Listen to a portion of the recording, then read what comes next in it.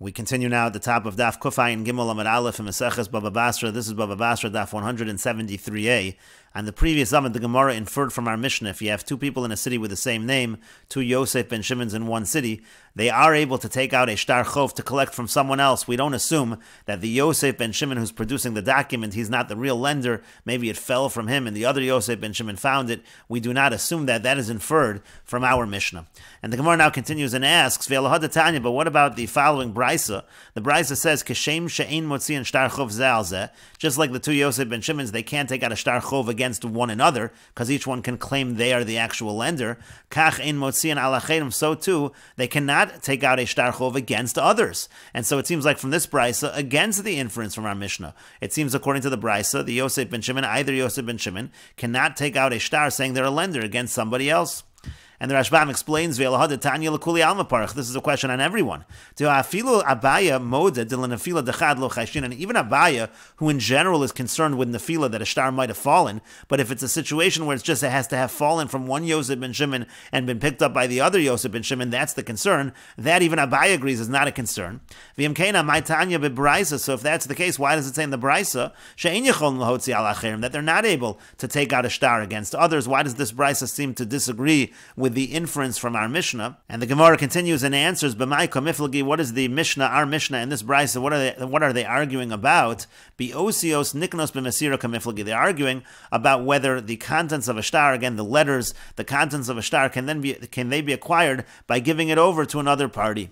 Tana didon savar, our Tana holds osios niknos b'mesira, that osios are niknos b'mesira, and the point therefore is, even if Yosef ben Shimon, let's say one Yosef ben Shimon, gave the document to the other Yosef ben Shimon, that would be effective. So we're not concerned for nefila, that's unlikely. And the other possible scenario that one gave it to the other, that's not a problem for the Tana of our Mishnah either, because osios are niknas b'mesira. The Tana b'rosavar, and the outside Tana, meaning the Tana of the Brisa we just quoted, that Tana holds, ein osios niknas b'mesira. You cannot give over the contents of a shtar just by giving over the shtar, and so therefore there really is a concern that one Yosef ben Shimon might have given the shtar to the other Yosef ben Shimon, but that of course is not effective in terms of making this other Yosef ben Shimon considered to be the lender.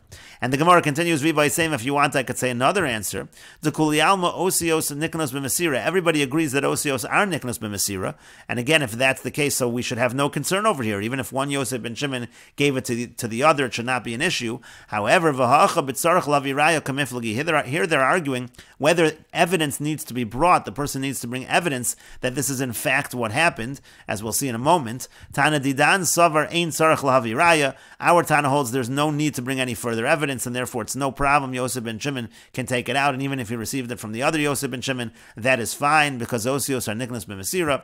V'tana baras savar, but the outside Tana, the Tana of the Brisa holds tzarech laviraya. The person does need to bring evidence, even though osios niknas b'mesira, evidence does need to be brought. The Itmar, as it was stated, the following at Machlokes Amoraim on exactly this case.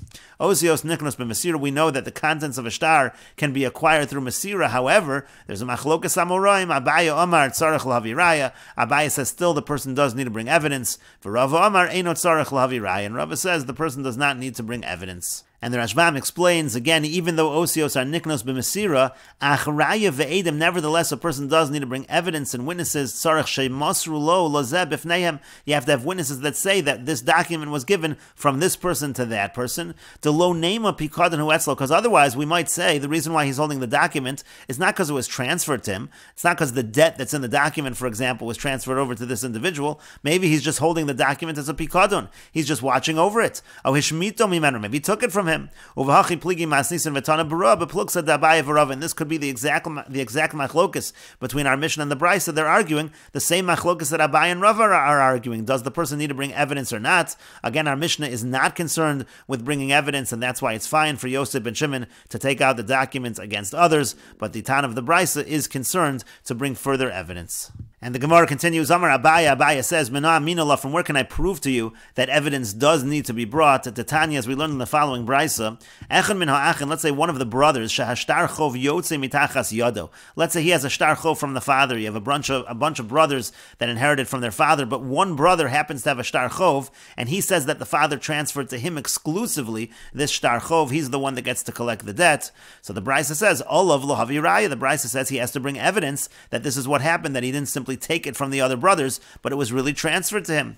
And so therefore Abaya says, my lav is it not? Hu adin lachrini. The same is true in all situations. When a person has a document that wasn't originally written for him, he can't simply say, osios niknos b'mesira. He has to prove that it was transferred over to him, just like this brother has to bring that proof. For Rav Amar, but Rava says, shani achin, it's different by brothers. The shamtu mehadadi, it's common for them to seize from one another property, and therefore the brother has to bring evidence that's not true to other cases.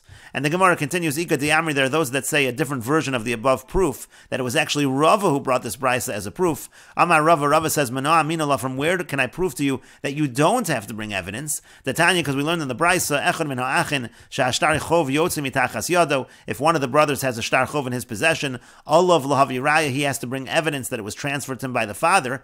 And so Rava reasons, achin hu deshamtu mehadadi, it's only by brothers who generally seize things from one another, they have to bring evidence. Aval achrini lo, but others would not have to bring that evidence of proof in the exact opposite direction.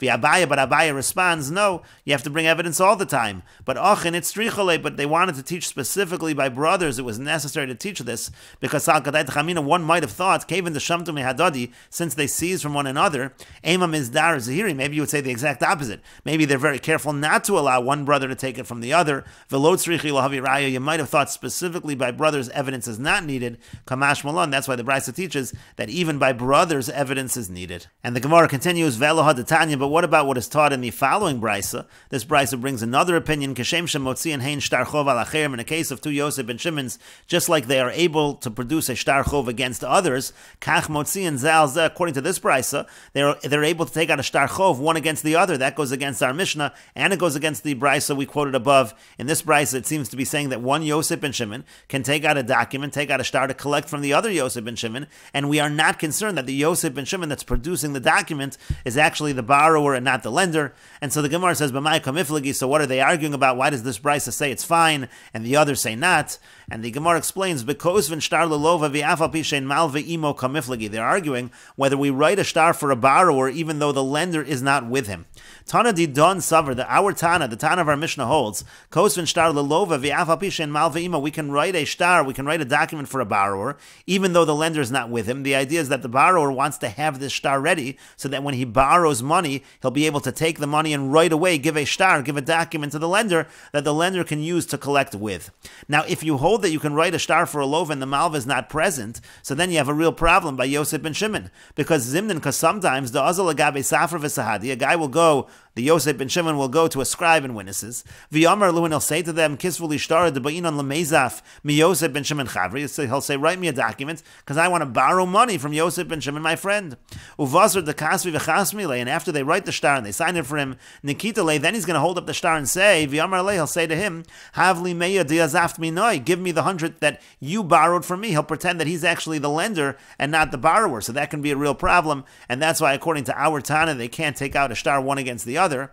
However, Tana Burasavar, however, the outside Tana, the brisa we just quoted, holds that ein kosven shtar lelova achie mal ve'imo. You're not going to write a shtar for a borrower unless the lender is present, and so therefore we assume that if the shtar was written, they did it together, they trust one another, and therefore one Yosef ben Shimon is able to collect from the other. And the Gemara continues at the two dots. The Mishnah said, Nimsa le'echad bein shtarosav shtaro shel Yosef ben Shimon parua. Let's say a person finds among his documents, it says the document of Yosef ben Shimon has been paid off. The person finds a receipt, and it says that Yosef ben Shimon has already paid the debt. Shtaro shneim paru. And so let's say he's owed money by both Yosef ben Shimon's. That receipt is good for both of them. We consider both of the documents, both Yosef ben Shimon, both Yosef ben Shimon's, they have paid off their debts.